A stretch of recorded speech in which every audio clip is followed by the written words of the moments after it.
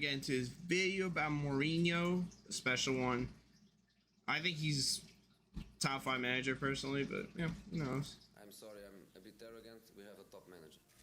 Again, please don't call me arrogant because what I'm saying is true. I'm European champion, so I'm not one of the bottle.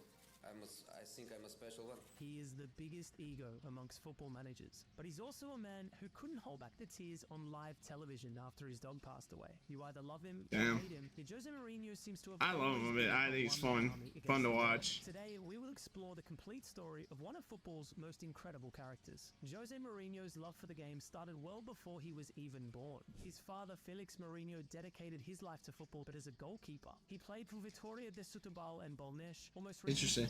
I know Mourinho did actually play because I remember he played for Barca professionally. Games in his professional career. Felix, who was once capped by Portugal, started his coaching career while he was still playing at Bolnes. Mourinho's dad was a top flight manager in Portugal, and Jose soon learned just how cruel football can be. Before joining a first division club, he managed to promote 2 teams. First, he took Amora to the top category, and then he joined Rio Ave and did the same thing. But despite his achievements, Rio Ave fired Jose's dad and left a scar for his young boy. I was 9 or 10 years old and my father was sacked on Christmas Day. Damn. Jose learned one of football and life's most painful lessons that day. One day you're the happy son of a coach skipper, and the next day you find your dad crying on Christmas Day. But far from frightening him, these events gave strength to Mourinho Jr. He wanted to follow in his old man's footsteps, and they followed the same path for quite some time. Just like Felix, Jose joined Bolnes and also played in Rio Ave too. After a few years with no explosion in his career, he decided to step aside and become a football coach. But he was still so young. Why on earth quit so soon? He realized he didn't have what it takes. He understood that he lacked the proper pace and power to be a top player, so he decided instead to be a top manager. Looking back, this was his first... Yeah, that shit is still funny, bro. He doesn't give a fuck. Studying sports science. Even though the Mourinho we all know isn't a particularly humble man, he knew that his career would have to take baby steps at the beginning. He would take any job possible at a football club, from assistant to scout, until he finally got the opportunity he had been waiting for. Just not how he had expected it. Bobby Robson had joined Sporting Lisbon but couldn't speak the language. He needed someone beside him who understood football and could also translate what his players were saying behind his back. So Jose accepted an unexpected job. He joined Robson as his translator. It was a win-win situation for Mourinho. He got to work alongside a top-class manager and in a big club too. That's when Mourinho started talking and learning about football and tactics. Robson soon moved over to Porto and Jose went with him. It is true that Mourinho's job was being the coach's translator, but soon he got himself a promotion. Robson was totally surprised by Mourinho's tactical analysis. As Robson said, he'd come back and hand me a dossier that was absolutely shit. I mean first class, as good as anything I've ever received. Here he was in his early 30s, never been a player, never been a coach to speak of either, giving me reports as good as anything I ever got. Mourinho quickly got confident with Bobby and became the manager's assistant. They won 2 Portuguese championships, 3 Super Cups, Love to see it. Cup, and they reached the Champions League semi-finals. After 2 successful years in 1996, they said goodbye to Porto and greeted a team that, believe it or not, would fall in love with the duo. Suddenly, Mourinho was working at FC Barcelona. But Greatest club ever. No need for Mourinho. They wanted to push him out of the staff, but Robson insisted. The journalists from the time believed the roles of assistant coach and translator were incompatible, although soon enough they discovered that instead of translating Robson verbatim, Mourinho would start answering with his own tactical and football views. And in case you're either a centennial or hadn't been a football fan back then, there's more. When the Robson-Mourinho duo was coaching the Catalans, one of the stars of the team was Pep Guardiola. If you know anything about Mourinho, you know that this relationship with Pep wasn't the best one. But during his time at Barcelona, that rivalry wasn't there just yet. Before their big fights over football's main stage, Mourinho and Guardiola, believe it or not, were pretty close. After one season under Robson, Barcelona sacked him and called in Louis van Gaal. This time, Mourinho stayed at Barcelona and helped the new coach do the opponent's analysis. But Jose was meant for more. Being an assistant just wasn't enough for him. That's why he got his first call as head coach in 2000, sitting in Benfica's big chair. It was the perfect time to shine on his own. But that didn't last long. When a new Benfica president arrived, Mourinho wasn't part of his plans, and he said goodbye to the chance after only 9 games at the helm. I mean, he said he knows everything about football's ups and downs, and he was right. After a year with no club, I feel so bad for managers, man. Like, you just, like, literally like his pops. Like, you literally just get fired on Christmas. That sucks. There's been managers that I've seen, like, on Barca, like, Valverde and Sentién, who were managers a few years ago, but they were, even though I didn't really like them, you still got to feel bad for them a little bit. You know, still their job. They're still people. Position at humble União de Leiria and got a pretty decent 5th position before the winter recess. Half a season was enough to properly relaunch his career. His scintillating form was so good that it caught the eye of another Portuguese giant. He got the call to be the new Porto head coach in the dawn of 2002. Now the club was going The birth of everything. far from any big European qualifications, and Mourinho changed it all. He would only lose 2 games that year, guiding Porto to 3rd place in the league and laying down the How the fuck they get 3rd place if they fucking lost 2 games? But, dude, they must have like tied like 50 fucking games. Second season, where he would win, well, everything. In 2003, he won the domestic league, the Portuguese Cup, and The champion. Oh no, wait. First ever treble. Porto became Portugal's strongest team internationally as no other since the 80s. But a mastermind like Mourinho doesn't stop there. Being a top manager means going for the top prize. E em condições normais vamos ser campeões. Em condições anormais também vamos ser campeões. And in 2004, he made sure that the world really got to know him by winning the Champions League. He I was gonna say. Deportivo de la Coruña, Lyon, Manchester United, and Monaco. He became eternal. Although beating Monaco 3-0 in the final match was the epic moment of the tournament, that wasn't it. In their tie against Manchester United, after a heated confrontation with the legendary coach Sir Alex Ferguson, scored and he celebrated in a very particular way. Old Trafford and the entire world watched Jose running down the touchline to celebrate with his players. That's the moment when Mourinho properly announced himself to the world. This move was not only remembered by all football fans, but it was also announcing Mourinho's next move. After winning Might as well just pulled out his dick and been like, yeah, I'm the shit, bitch. every single title on offer, Jose had That's what I already would have done come to personally. Portugal, and it was time to go overseas. His 4-year contract with Porto was up, so his next move was in store, a move to London, signing with Chelsea Football Club. In the process, Jose became the first ever Portuguese manager to grace the Premier League, and boy did he arrive in style.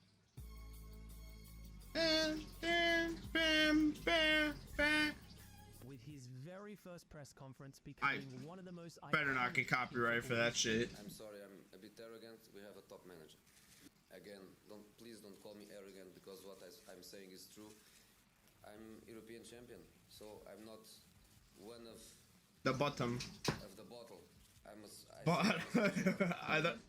He said bottle. Special one, absolutely, zero doubt about it. You are and always have been special, Jose. Mourinho had become the That's special kind of one, fucked. but now had a I wouldn't take that reputation. personally. After his incredible achievements with Porto, he started proving his coaching quality in his first season in London, emerging victorious in the League Cup after an epic 3-2 victory against Liverpool. And this is where the English media properly caught a glimpse of the special one's unique character, as he put his finger to his mouth looking straight at the Liverpool fans. During that game, when Liverpool were leading, the fans at Anfield started to chant against him, and clearly, they didn't know who they were dealing with. Mourinho's performances in the Champions League also proved that he was special. During the quarter-final match against Bayern, Mourinho was prohibited from being in the stadium. The Portuguese manager had earned a ban from the stadium after some indiscretions in the previous fixture against Barcelona. He snuck into the Chelsea dressing room 7 hours before kickoff. This guy really is a piece of work. If you were surprised by that, check this out. After the team talk, he left the stadium in a laundry basket. Unbelievable stuff. That's a Classic champion Jose move. Mourinho. After beating Bayern, Liverpool fans Big dick energy right there. Mourinho as they beat Chelsea in the 2005 Champions League semi-finals with a very questionable goal from Luis Garcia. Mourinho's team were eliminated from Europe. But the sadness didn't last long. He then led his team to win the top-flight domestic title that was denied from the Blues for half a century, the English Premier League. After over 'Cause they weren't 15 shit years, until, like, Mourinho's Mourinho Chelsea got there. lifted the trophy with a team full of stars like Drogba, Essien, Lampard, Duff. But a major part of their success was down to their defense. And Cole. The likes of John Terry, William Gallas, Ferreira, and Carvalho let in just 15 goals in that Premier League season. A record that Don't forget about still Ashley stands Cole, to you this day. fuck. Chelsea couldn't have been any any happier with their new manager. The London side started the following season with I'm petting my beard. as Mourinho's squad defeated Arsenal and won the Community Shield. The Special One had taken England by assault. His second season in London brought another first place in the Premier League, meaning his fourth consecutive domestic title in a row. He lifted the Premier League trophy after beating the mighty Manchester United 3-0. The Special One celebrated in a special way. He threw his blazer and his medals to the crowd. That's what being part of this club meant to him, at least in Mourinho's mind. As if back-to-back Premier League titles weren't enough, he also won the League Cup and the FA Cup, beating Arsenal and Manchester United respectively. He was the King of England. Everything was going perfectly for the Portuguese tactician. He had won every single domestic title again. He even won himself some days in jail. I'm sorry, could you... What the fuck? Wait, what? Now that might sound weird, but Mourinho did in fact spend some time at the police department due to his dog, of all things. When Mourinho and his family arrived from Portugal, his pet was supposed to stay in quarantine until its vaccination was fully checked. Supposedly, the dog was believed to have been brought to the UK from Portugal without the proper vaccination, prompting officials to consider putting it in quarantine. The dog was so small, so fragile, the kids were very small, they were in love with the dog. The police tried to get into the house to take the dog into quarantine.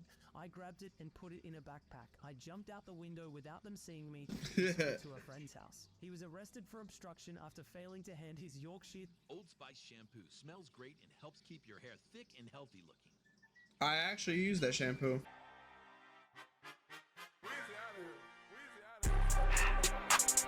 Terrier to the authorities. Eventually, he got to call his lawyer to clear everything up and he was promptly released. Better Call Saul. To find out that even Chelsea fans had launched a campaign to free the dog. Now that's what That you doesn't call surprise a family, me. But families can hurt you as well. With his third season starting, an unexpected Yep, they don't event fuck happened. with him By now. mutual consent, Jose says goodbye to Chelsea. The decision was made. Chelsea looked forward.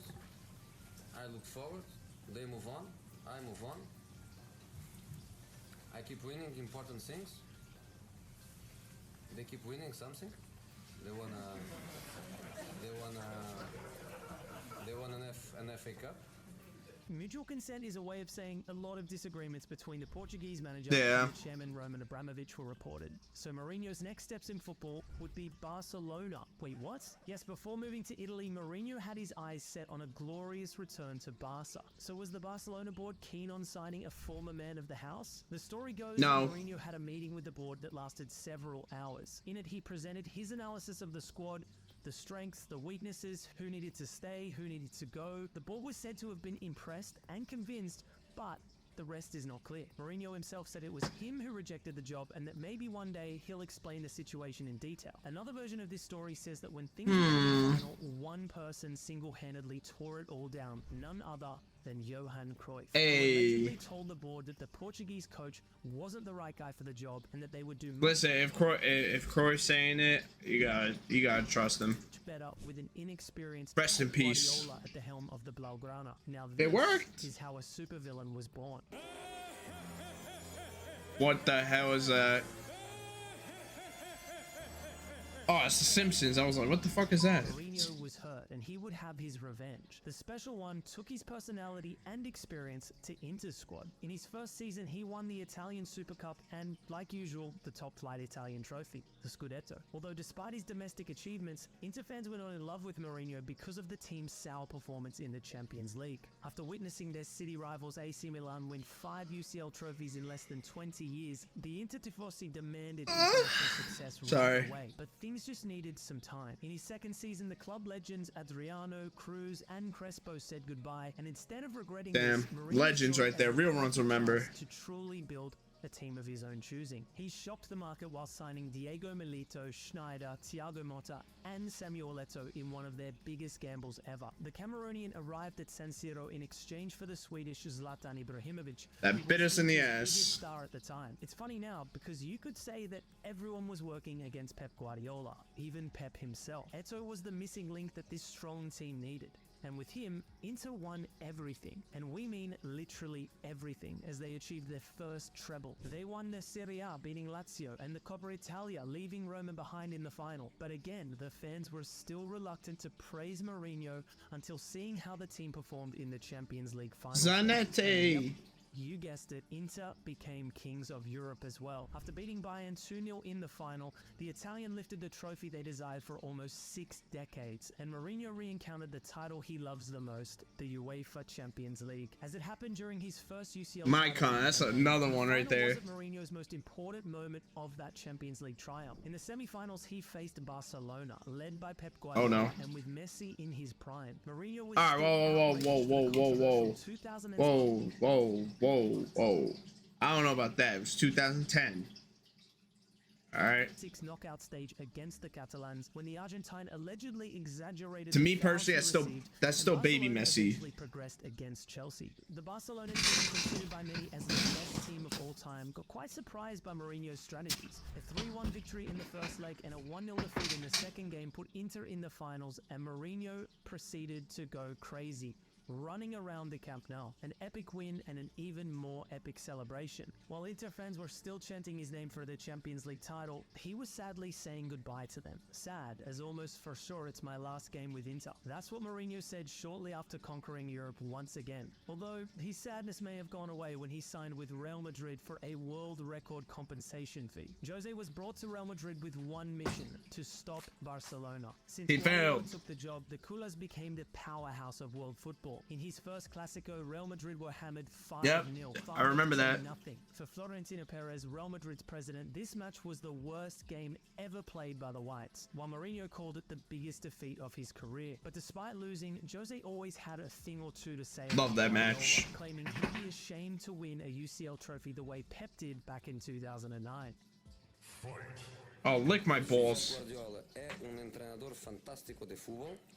Un entrenador fantástico de fútbol, yo repito, pero ha ganado una Champions que a mí me daría vergüenza de ganarla, porque la ganó con el escándalo de Stamford Bridge.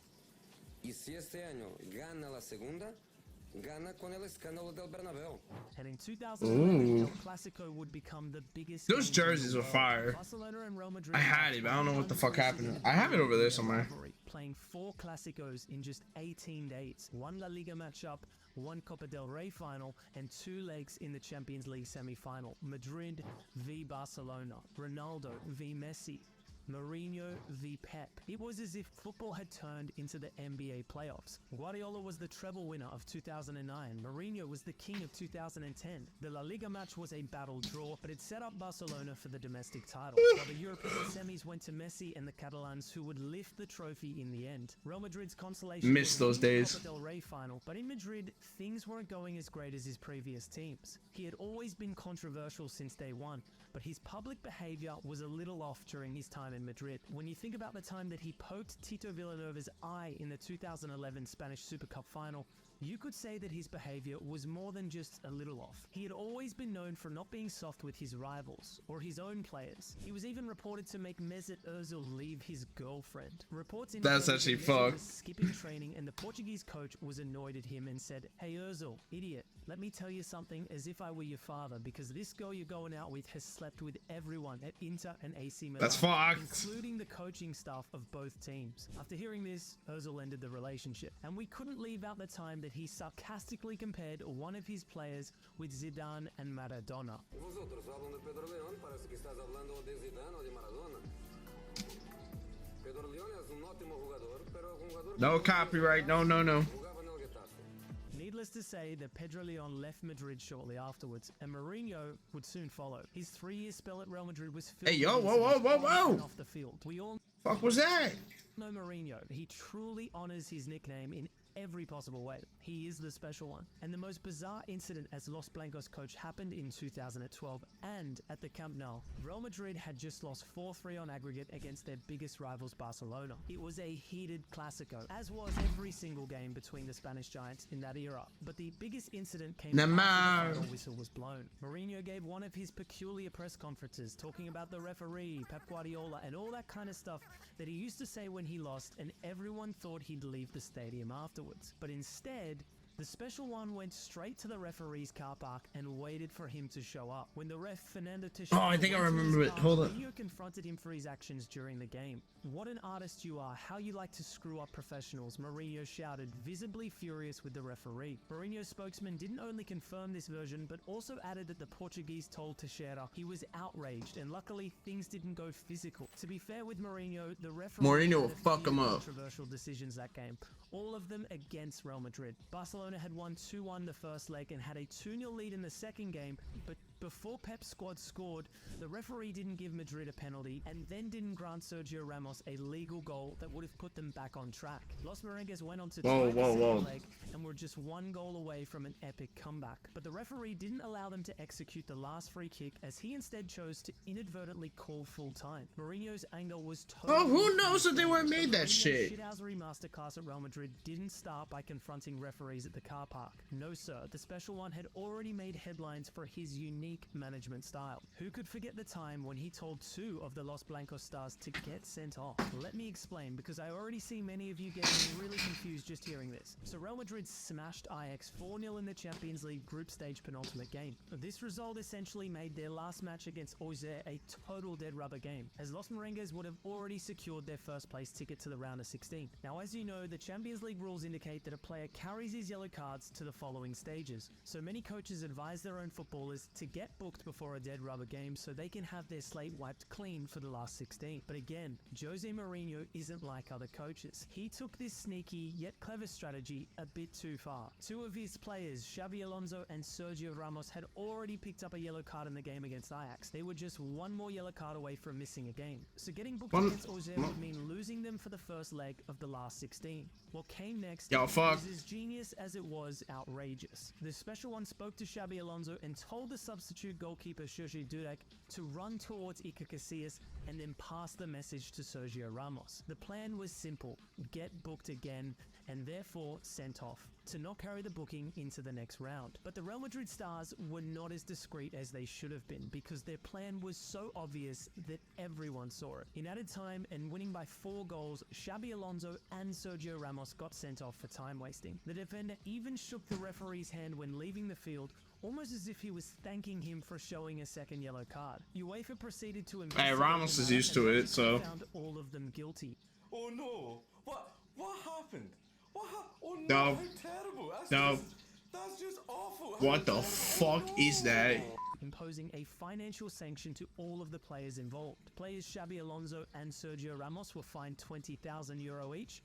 Iker Casillas was fined €10,000 and Jerzy Dudek was fined $5,000. The red cards given to... Of course they gave the freaking backup goalkeeper nothing. ...from one UEFA club competition match. The control and disciplinary body has decided to fire Real Madrid €120,000. Still, it was a pretty good deal for Real Madrid, and especially for Mourinho. The coach was suspended as well, but he had his stars ready and without bookings for the round of 16. Having joined Los Blancos after winning the Champions League at Inter, the expectation in the Spanish capital regarding Mourinho... I hate fucking Paris. Fuck that dude. He won La Liga, the Copa del Rey, and the Spanish Cup, but without an international success, the Portuguese coach left Madrid.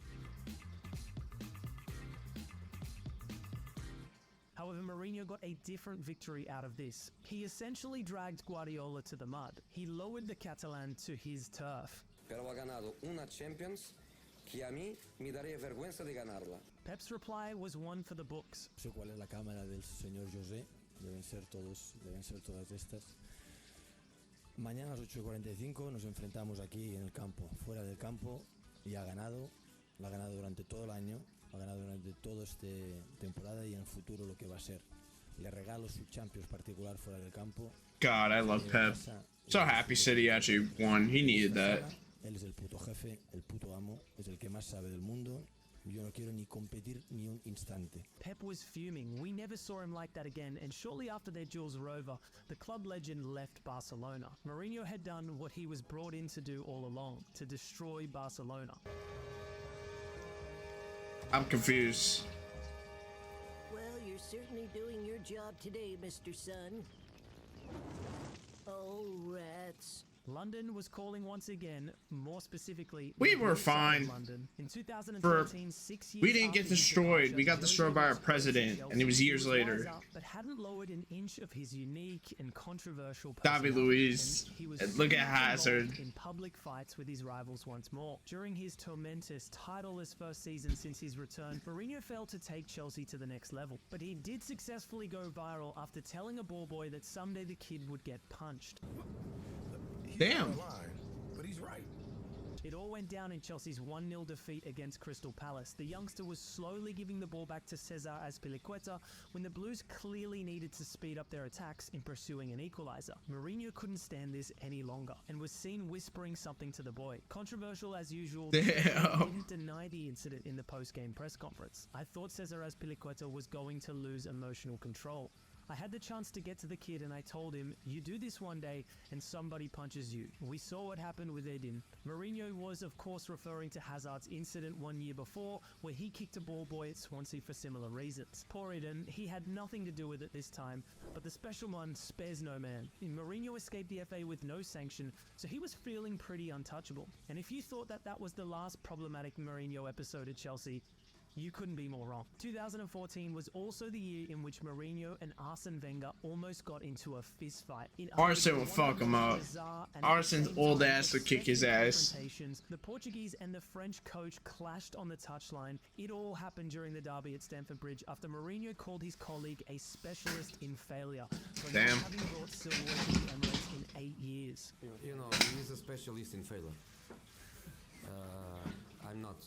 Visibly outraged through the entire game, which Chelsea won by the way, Wenger lost his usual sportsmanship for a second and shoved the Chelsea boss, who retaliated in return. The coaches had to be separated and the match was temporarily stopped, although I can't help but wonder who would have prevailed in a hypothetical fistfight between the two. I got money on Arsene. For Mourinho's first year back at London, but in his second season, even though the Blues won the League Cup and the Premier League, his outrageous Willian, Diego Costa, I remember those old ass players, bro. It wasn't Jose who threw the first punch. Rafa Benitez's wife, Montserrat Serra, said that her husband had to clean up after Mourinho's. Real Madrid are the third of Jose Mourinho's old teams Rafa has coached. We tidy up his messes. Did this woman even know who she was poking? It was partially true that Benitez had replaced Mourinho at Chelsea, Inter and Real Madrid. However, there were other managers in between Rafa and Jose. But still, don't mess with the special one or he'll bite back. Mourinho, who had a bitter rival with Benitez since the Spaniard was Liverpool's manager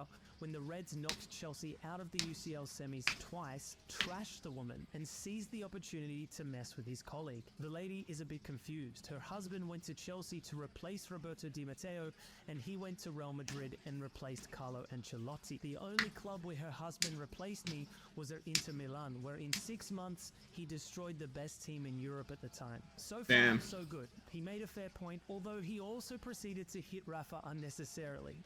And speaking of unnecessary criticism, the former Real Madrid manager then poked fun at his colleague's physical appearance as a way to hit back at his wife as well. And for her also to think about me and to speak about me, I think the lady needs to occupy her time, and if she takes care of her husband's diet, she will have less time to speak about me. That's so fuck, goddamn. To speak about Rafa's weight, especially after the Chelsea fans trolled Juan the Spaniard Mata. for the same reason. But controversies aside, Chelsea's Premier League title seemed to be the first step of another golden era for Mourinho and the Blues. But in the dawn of the 2015-16 season, an unexpected incident would make Stamford Bridge tremble. During the Premier League's first game of the campaign, Mourinho publicly criticised Chelsea's physio Eva Canera. During the 2-2 draw against Swansea, the Blues were already down to 10 men following Thibaut Courtois' red card. When Eden Hazard felt and threw himself to the ground, Canero instantly went to check on Hazard, which infuriated Mourinho.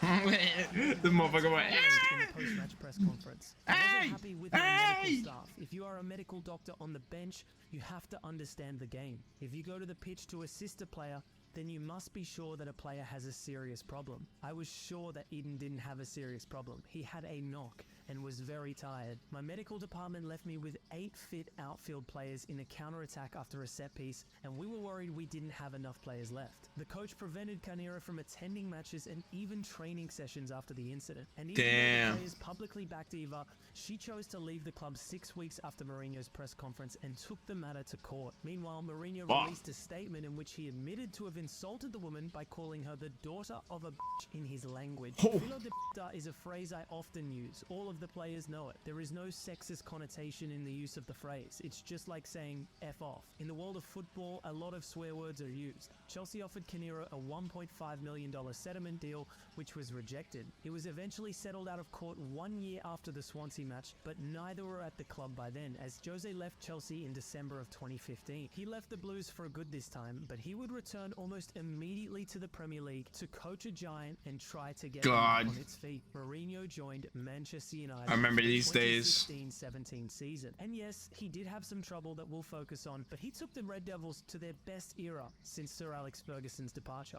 To this day, he's won more titles than any other Man United coach in the post-Fergie era. Domestically, Mourinho led their squad to winning the League Cup, Rooney, Community Shield, plus a second-place finish in the 2017-18 Premier League, United's best campaign in a decade. But before that, in his first season, the Special One achieved the international success that had escaped Manchester since 2008, as he lifted the Europa League trophy. The team functioned perfectly, David De Gea in the domestic league and Sergio Romero in the international competition, backed by a strong defense led by veteran Antonio Valencia. Paul Pogba was in charge of distribution in the midfield, accompanied by Fellaini and Herrera. To support the attack, an uprising youngster called Marcus Rashford, plus veterans Wayne Rooney and Zlatan Ibrahimovic. It was all set for Mourinho to become United's next historical coach. But the Special One never escaped from a fight. Soon enough, the dressing room problems would undermine his stay at Old Trafford. Oh, shit.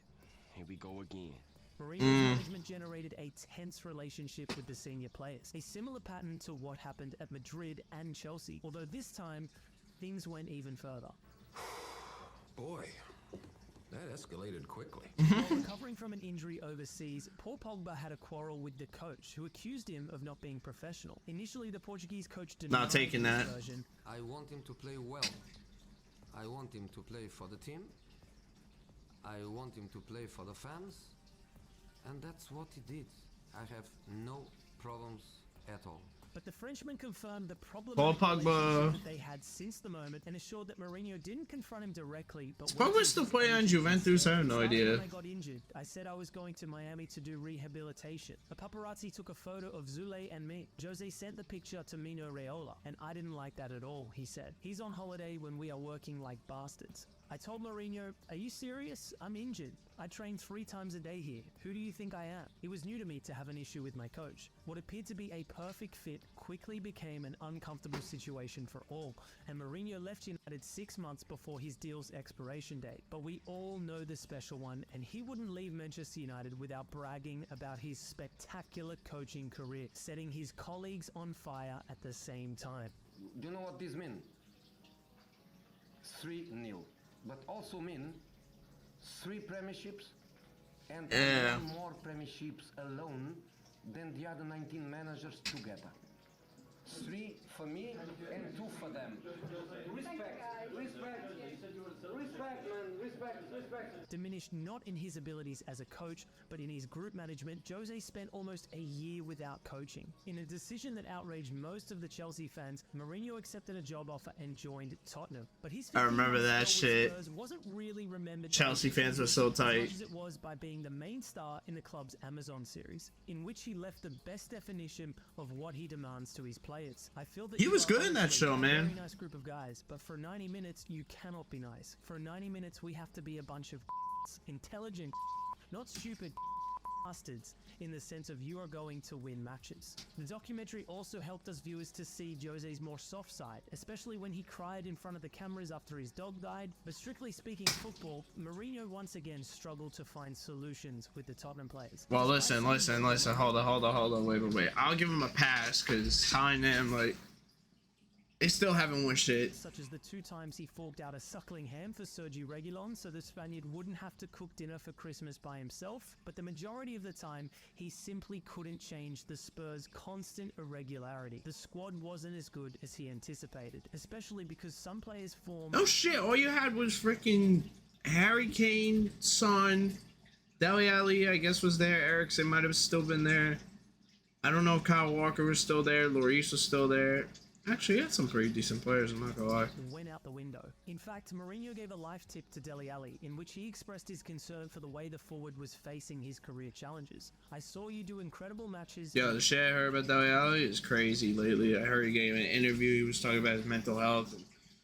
Shit's crazy. Incredible things. I feel bad for him. That you had ups and downs. There is a huge difference between a player that keeps consistency and a player that has moments, and that is the difference between a top player and a player with top potential. This analysis perfectly fit Mourinho's Tottenham, as they alternated between fantastic games and incredibly poor performances. Poor recruitment and disbelief in Jose's idea of waiting and counter-attacking also created some tension in the dressing room. Still, Mourinho managed to guide Spurs to the League Cup final, but the president of the club, Daniel Levy, fired him just days before the decisive match, a match in which Tottenham ultimately lost. Crazy, because Spurs hadn't won a trophy since 2008, so was it really a good idea to fire a proven winning coach in a scenario like this? Who knows? And so the former Real Madrid coach was unemployed once again. Although always confident in his own abilities, he'd take on another huge challenge months later, this time at AS Roma. Many were surprised at this appointment, as Roma had been trophyless since 2008 and were essentially a mid-table team at this point, but Mourinho knew exactly what Roma needed. He converted a pessimistic environment into a hopeful one. The Tifosi instantly embraced Mourinho's project. They got Dybala. He guided Roma to an improved 6th place finish in Serie A, but best of all, they won the inaugural Europa Conference League, their first international trophy in 50 years. Mourinho burst into tears as he had become the only manager to have won the UEFA treble. 2 Champions League trophies with Porto and Inter, a pair of UEFA Europa Leagues coaching Porto and Manchester United, and of course, the Conference League with the Italians. He had done it all and decided to immortalize the moment by getting a tattoo of the 3 trophies. Just when both media and the I would have done the same. Mourinho, he retired them all. Now his status is renewed. His name brings fear to rivals once more. We can't I wonder if he's doing good. Well, how the new season's gonna go with him in Roma. Is that whatever Mourinho does do next, it will be joy for us all to watch. Because for so long, many of us held this perspective that he was merely an arrogant personality in the football world. But Fucked over up. time, what's become abundantly clear is that Mourinho might just be one of the greatest and most respected figures in the sport's history. I'm a special one. Damn, love to see it. Oh man, great video. I think Jose Mourinho personally, top 5 manager all time. Do think Pep is better though. I don't even think that's a debate, especially not anymore. He just won the Champions League. You know, just saying. But always loved Mourinho. I always thought it was funny. But yeah, make sure you subscribe to Oh My Goal. Wait, they were the ones who made this video? Oh, okay. Well, sub to them, sub to me, and enjoy your day. Some said it was over for me.